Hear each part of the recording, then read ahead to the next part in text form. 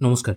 আজকের এই ভিডিওর মাধ্যমে আমি আপনাদের দেখাবো আপনারা কি করে ইউজিসি নেট জুন 2024 এর রেজিস্ট্রেশন করবেন এবং ফর্ম ফিল আপ করবেন। ফর্ম ফিল আপ করার জন্য ugcnet.nda.ac.in এই ওয়েবসাইটে আপনাদের চলে আসতে হবে, অথবা ডেসক্রিপশনে দেওয়া লিঙ্ক থেকে আপনারা কিন্তু এখানে চলে আসতে পারবেন। এখানে আসার পর একদম ওপরের দিকে একটি লেখা ব্লিঙ্ক করছে ইউজিসি নেট জুন 2024 রেজিস্ট্রেশন/লগইন, এই অপশনটায় আপনাকে ক্লিক করতে হবে। এখানে ক্লিক করার পর প্রথমে আপনাকে রেজিস্ট্রেশন করতে হবে, সেই জন্য নিউ ক্যান্ডিডেট রেজিস্টার হেয়ার এই অপশনটার উপর একবার ক্লিক করবেন।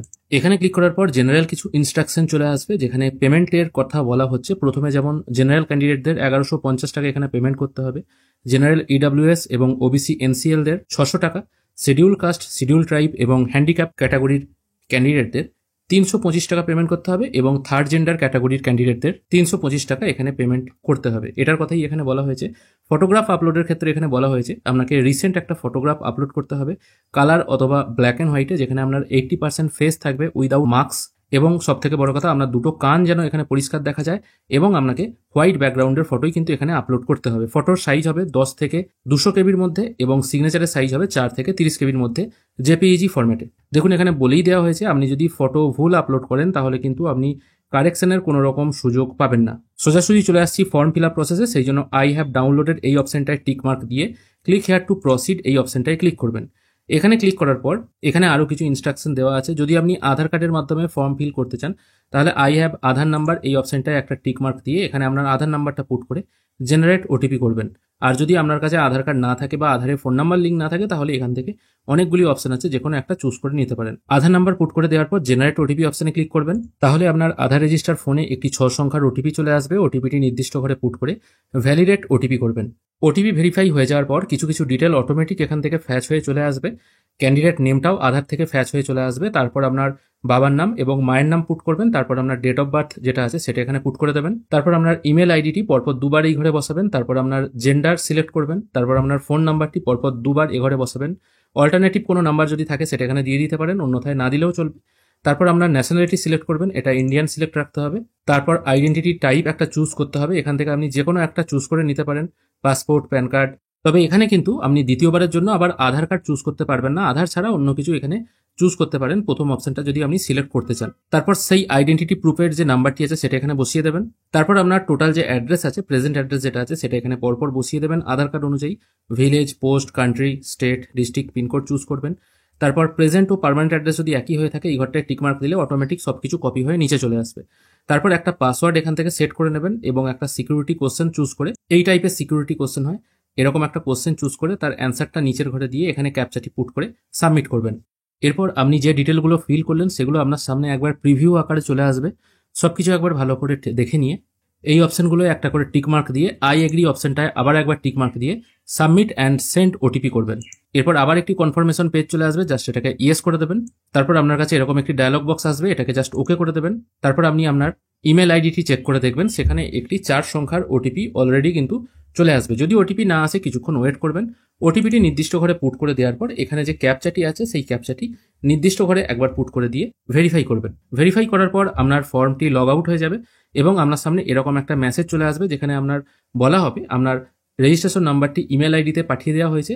আপনার ইমেল আইডিটি তারপর একবার ওপেন করবেন, তারপর এই ওকে বক্সটায় ক্লিক করে দেবেন। এরপর আপনার অ্যাপ্লিকেশন নাম্বার যেটা ইমেলে পাঠানো হয়েছে সেটা ঘরে পুট করবেন, যে পাসওয়ার্ডটা সেট করেছিলেন সেটা এখানে পুট করে এখানে যে ক্যাপচাটি আছে সেটা পুট করে লগ ইন করে নেবেন। লগ ইন হয়ে যাওয়ার পর আপনার সামনে এরকম একটি ড্যাশবোর্ড ওপেন হয়ে যাবে।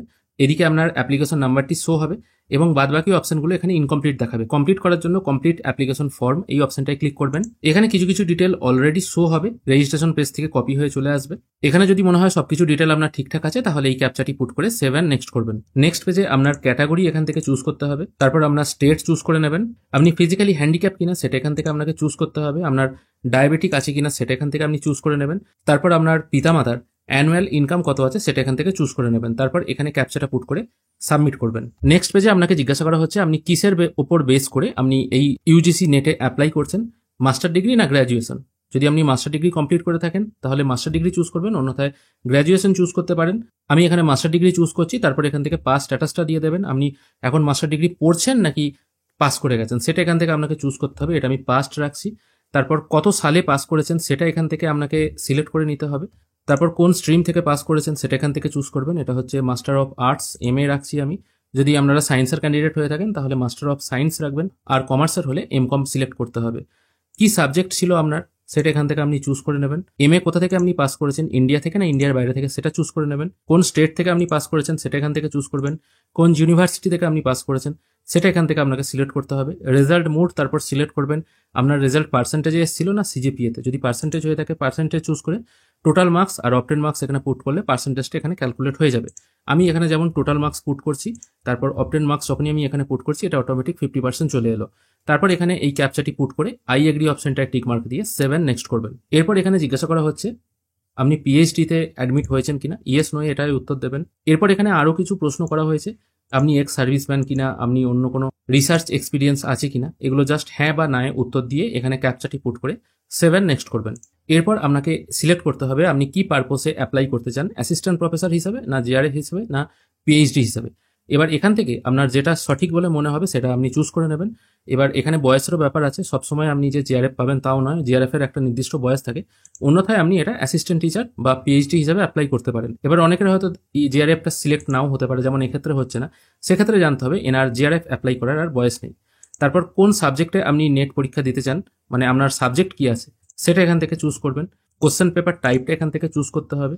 তারপর আপনাকে এক্সাম স্টেট চুজ করতে হবে, এখান থেকে আপনি টোটাল 4টে এক্সাম স্টেট চুজ করতে পারেন। আমি আমার পছন্দ মতো এখান থেকে 4টে এক্সাম স্টেট চুজ করে নেব। তারপর আপনার পিতা কতদূর পড়াশোনা করেছেন সেটা এখান থেকে চুজ করতে হবে। তারপর আপনার পিতা কি করেন সেটা এখান থেকে চুজ করবেন। আপনার মা কতদূর পড়াশোনা করেছেন সেটা চুজ করবেন এবং আপনার মার অকুপেশন কি আছে সেটা এখানে চুজ করে এখানে ক্যাপচা পুট করে আই এগ্রি অপশনটায় টিক মার্ক দিয়ে 7 নেক্সট করবেন। এরপর আপনার ফটোগ্রাফ এবং সিগনেচার আপলোড করতে হবে। ফটোগ্রাফ এবং সিগনেচারের সাইজ কি হবে এবং কি টাইপের হবে সেটা কিন্তু আমি প্রথমেই বলে দিয়েছি, তাই এখানে ফটোগ্রাফ এবং সিগনেচার আমি আপলোড করে নিচ্ছি। ফটোগ্রাফ এবং সিগনেচার আপলোড হয়ে যাওয়ার পর 7 নেক্সট করবেন। এরপর আপনার সামনে ফাইনাল সাবমিটের একটি পেজ ওপেন হয়ে যাবে। এখান থেকে আপনি টোটাল ফর্মটা একবার মিলিয়ে নেবেন ভালো করে। যদি মনে হয় সবকিছু ঠিকঠাক আছে তাহলে ইমেল আইডির মতো আপনার ফোন নাম্বারটিকেও একবার ভেরিফাই করে নেবেন। সেই জন্য please verify your mobile number, তার পাশে ক্লিক হেয়ার অপশন আছে, এটির উপর একবার ক্লিক করবেন। এখানে ক্লিক করার পর আপনার ফোন নাম্বারটি এখানে শো হবে, তারপর ক্যাপচাটি পুট করে সেন্ড ওটিপি করবেন। কিছুক্ষণের মধ্যেই ফোনে একটি 4 সংখ্যার ওটিপি চলে আসবে, সেটি নির্দিষ্ট ঘরে পুট করে ক্যাপচা পুট করে ভেরিফাই ওটিপি করবেন। এরপর আপনার ফোন নাম্বার এখানে ভেরিফাই হয়ে যাবে, সেটা এখানে শো হবে। তারপর আপনি ফাইনাল সাবমিট করতে পারবেন, সেই জন্য সাবমিট অপশনটায় ক্লিক করবেন। তারপর এখানে রেজিস্ট্রেশন পেজের মতো এই সব ঘরগুলিতে একটা করে টিক মার্ক দিয়ে ফাইনাল সাবমিট করবেন। ফর্ম সাবমিট হয়ে যাওয়ার পর আপনার সামনে 1150 টাকা পেমেন্ট করতে বলা হবে, কারণ যেহেতু এটা জেনারেল ক্যান্ডিডেট হিসেবে ফর্ম ফিল হয়েছিল সেই জন্য এটা 1150 টাকা শো করছে। পেমেন্ট করার জন্য পে নাও অপশনে ক্লিক করবেন। এখান থেকে বিভিন্ন রকম পেমেন্ট মোড ওপেন হয়ে যাবে। আমি এসবিআই ই পে সিলেক্ট করব, এরপর ইউপিআই সিলেক্ট করব। এখান থেকে আপনি কিউআর কোড অপশন দেখতে পাবেন, এই কিউআর কোড এইটার উপর একবার ক্লিক করবেন, তাহলেই আপনার সামনে একটি কিউআর কোড জেনারেট হয়ে চলে আসবে। এটিকে আপনি ফোনপে বা গুগল পের মাধ্যমে স্ক্যান করে পেমেন্ট করে দিলেই কিন্তু আপনার পেমেন্ট প্রসেস কমপ্লিট হয়ে যাবে। পেমেন্ট প্রসেস কমপ্লিট হয়ে যাওয়ার পর রেজিস্ট্রেশন, অ্যাপ্লিকেশন ফর্ম ও ফি পেমেন্ট 3টে ঘরই কমপ্লিট হয়ে যাবে এবং একটা করে টিক মার্ক চলে আসবে। এরপর আপনাকে ফর্মটি ডাউনলোড করতে হবে, সেই জন্য ডাউনলোড অ্যাপ্লিকেশন ফর্ম এই অপশনটায় যখনই আপনি ক্লিক করবেন আপনার সামনে এরকম একটি ফর্ম জেনারেট হয়ে চলে আসবে। এটিকে আপনাকে রেখে দিতে হবে এবং অ্যাডমিট ডাউনলোড করার সময় এই ফর্মটাই আপনাকে অ্যাডমিট ডাউনলোড করতে সাহায্য করবে, কারণ এখানেই আপনার অ্যাপ্লিকেশন নাম্বারটি লেখা থাকে। আশা করি ইউজিসি নেটের ফর্ম ফিল আপ করার যে প্রসেসটি আছে সেটি আপনারা বুঝতে পেরেছেন। ভিডিও সম্পর্কে কোনো রকম অসুবিধা থাকলে অবশ্যই কমেন্টে প্রশ্ন করতে পারেন, আমি চেষ্টা করব আপনাদের সম্ভাব্য প্রশ্নগুলির উত্তর দিয়ে সাহায্য করার। ভিডিও দেখার জন্য অসংখ্য ধন্যবাদ, ভালো থাকবেন।